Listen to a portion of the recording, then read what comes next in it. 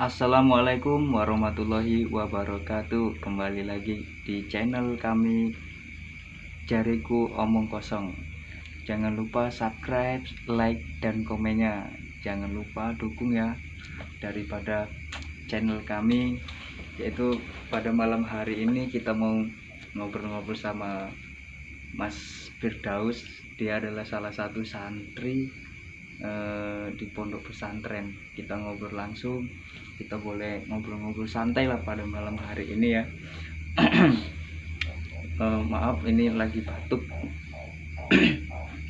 Nah, kita langsung perkenalan dengan Mas Daus. Mas Daus boleh perkenalan namanya? Baiklah, nama saya Firdaus Rahmadi, umur 22 tahun, lahir di Rejodadi, Kampung 2.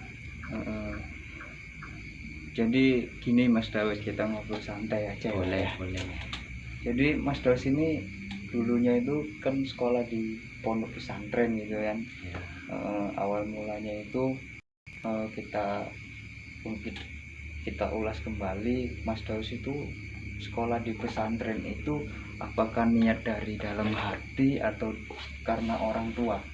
Boleh dijelasin sebenarnya Mas Daus ini mau kemana gitu berlarinya? Ya. Baiklah, terima kasih pada Mas Megi.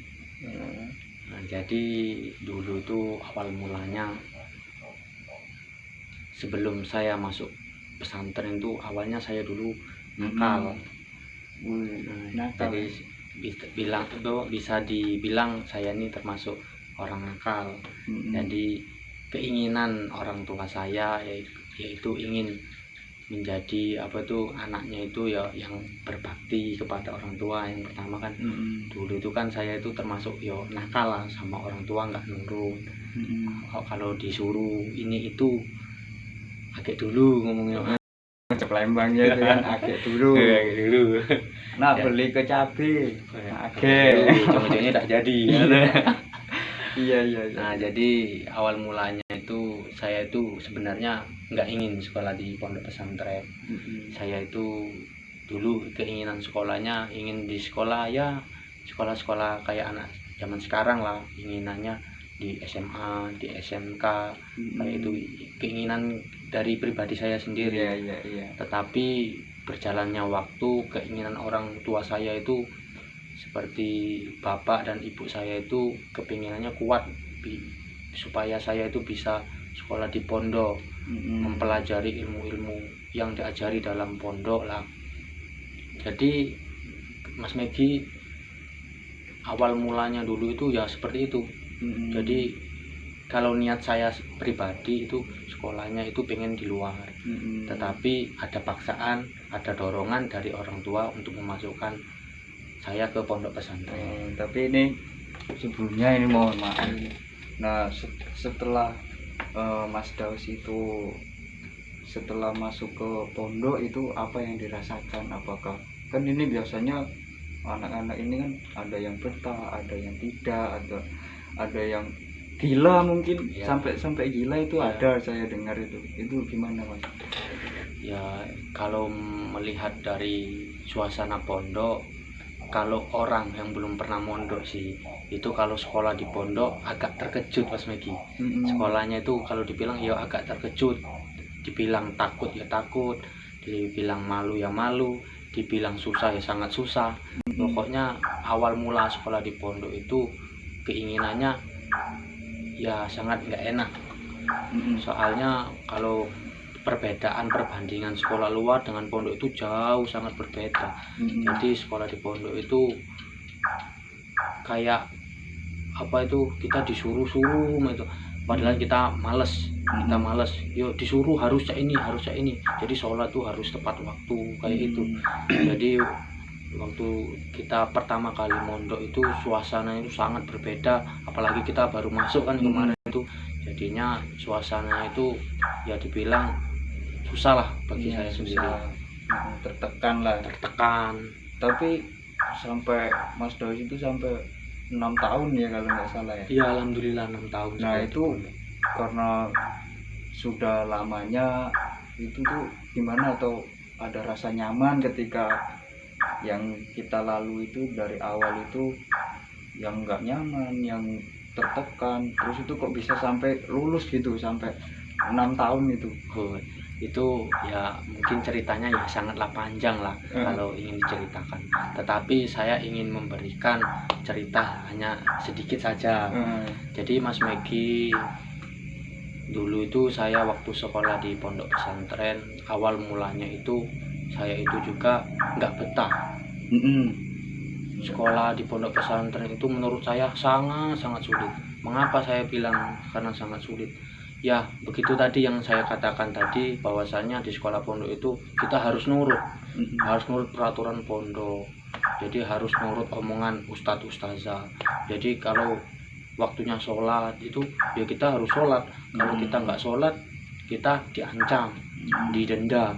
Nah, kemudian dulu waktu saya sekolah pondok itu yang bikin saya nggak pernah betah itu ya karena peraturan yang di pondok itu sangatlah berat. Kemudian itu hafalannya sangat banyak. Itu kalau orang yang nggak biasa ya sangat sulit. Untuk pribadi saya itu ya sangat sulit. Cuman saya bisa bertahan 6 tahun alhamdulillah kan, karena mungkin doa kedua orang tua juga yang mendoakan anaknya ya. Kemudian kita dikasih dorongan motivasi terus biar. Jadi waktu di pertengahan jalan itu ya saya berpikir sendiri, oh ini maksud orang tua saya sekolah di pondok, berarti ada tujuan maksud tertentu. Walaupun kita ibaratnya enggak sepenuhnya menjadi keinginan orang tua, tapi setidaknya bisa merubah hari-hari untuk menjadi lebih yang baik seperti itu, walaupun tidak yang terbaik ya. Jadi hal-hal yang bikin senang itu pasti ada duka ada suka ya Mas ya. Hal dukanya itu ya salah satunya tidak peraturan tertekan dan lain sebagainya. Nah itu kalau sukanya itu gimana Mas? Kalau di pondok ini kan biasanya ada suka dan dukanya itu. Kalau sukanya itu kalau kita sekolah pondok itu ketika datang wali datang orang tua kita. Nah, jadi kan waktu misalnya awal bulan, dalam sebulan sekali orang tua kita datang. Nah kalau datang orang tua itu rasanya bahagia sekali. Karena apa? Karena kita ada duit, karena kita ada makanan dibelikan, dibawakan makanannya enak-enak. Nah itu senangnya di situ. Kemudian kalau banyak uang, banyak makanan, kawan-kawan itu deket. Walaupun agak berlari lagi. Nah, itu ngenoi. Jadi itu termasuk sukanya di situ. Kemudian ada lagi waktu senangnya itu ketika kita berkumpul di tengah malam untuk ya bermain lah, bermain, ngobrol sama teman-teman, ngumpul, membahas kegiatan-kegiatan yang lain. Jadi itu termasuk menurut saya kegiatan yang saya suka, senang lah. Selain itu apa yang ilmu yang paling terkesan yang didapatkan pada waktu mondok itu? Gimana maksudnya Mas Oki? Ilmu yang sampai sekarang ini mungkin perubahan mungkin atau ke adab atau dan lain sebagainya gitu, atau hafalan atau gimana? Ya mungkin kita harus berpikir dulu ya, walaupun masuk pondok itu sangatlah sulit, cuman kan kalau kita dilihat-lihat ada misalnya 100 orang sekolah pondok, itu orang satu saja sudah jadi ustadz, ya itu termasuk sudah berhasil. Kan semuanya itu ada jalannya pada diri masing-masing. Nah untuk pribadi saya yang terkesan itu ya kalau pelajaran tentang kitab-kitabnya itu baik semua, ustadz-ustadznya baik semua.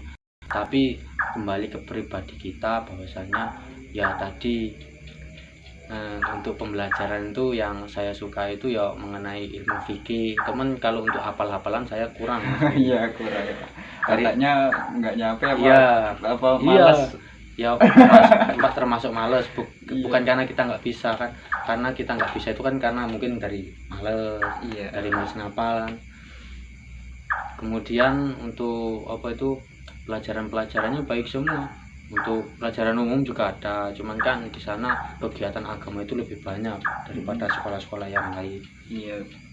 Mungkin ya saya juga lihat kan, ya walaupun saya tidak dari pondok pesantren, tapi kan ada teman itu yang sekolah pondok itu, adabnya itu luar biasa itu. Apakah emang dididik nian adabnya kalau di pondok itu? Iya, iya Mas Megi. Jadi kalau di pondok pesantren itu akhlak itu nomor satu. Jadi akhlak itu di atas ilmu.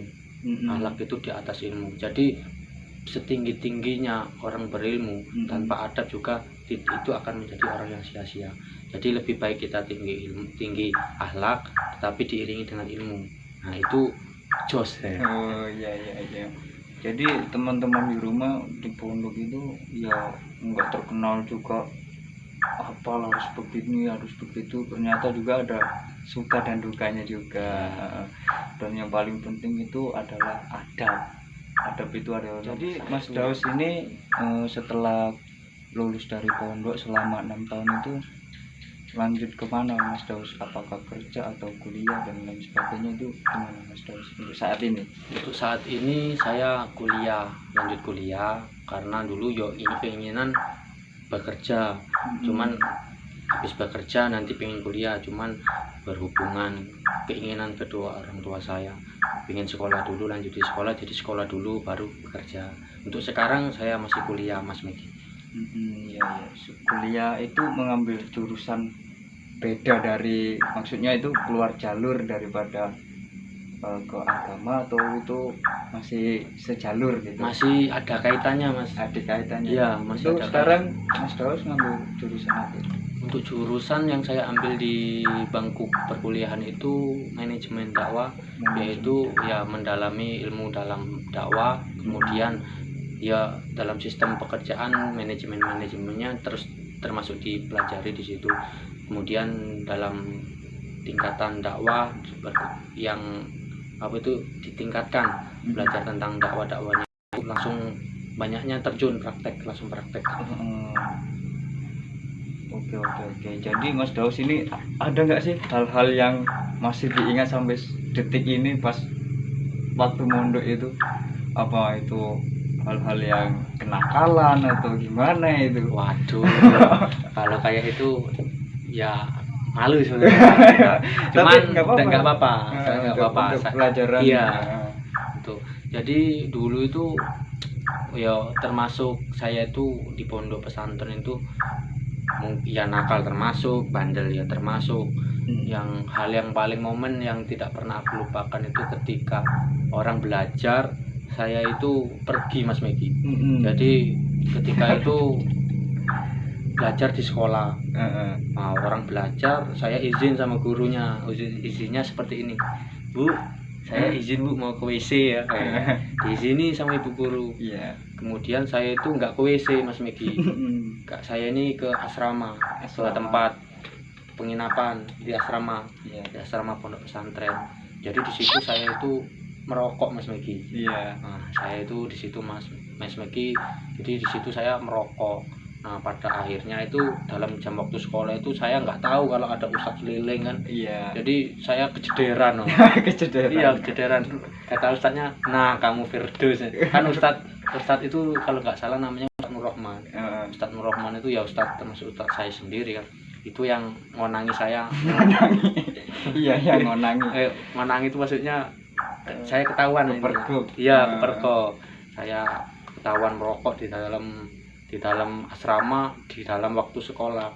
Jadi waktu itu seketika saya langsung dipanggil di dalam kantor, saya digeret. Di situ saya langsung dibotak Mas. Saya dibotak Mas, botak bersinian itu Mas. Jadi malu lah saya dibotak gara-gara merokok. Jos. Oke, untuk teman-teman di rumah mungkin malam ini sampai sini saja. Mungkin ada pelajaran-pelajaran yang bisa dipetik daripada obrolan pada malam hari ini. Oke, terima kasih. Sampai jumpa kembali. Jangan lupa selalu sehat, selalu mendoakan satu sama lainnya, dan kami akhiri. Wassalamualaikum warahmatullahi wabarakatuh.